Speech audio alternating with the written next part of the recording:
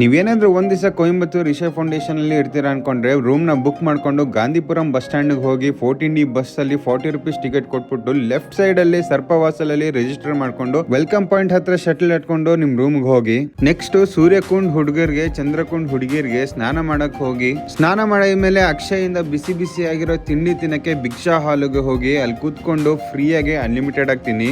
ಯಾರ್ಯಾರು ಸ್ಟೇ ಮಾಡ್ತಾ ಇದ್ರೋ ಅವ್ರಿಗೆ ಮಾತ್ರ ಊಟ ಫ್ರೀ. ಅದಾದ ನಂತರ ಲಿಂಗ ಭೈರವಿ ದರ್ಶನ ಮಾಡ್ಕೊಳ್ಳಿ, ಪ್ರಸಾದ ಕೂಡ ಸವಿಯಿರಿ. ನಂದಿ ಹತ್ರ ಇರೋ ಈ ಧ್ಯಾನಲಿಂಗ ದರ್ಶನ ಕೂಡ ಮಾಡ್ಕೊಳ್ಳಿ.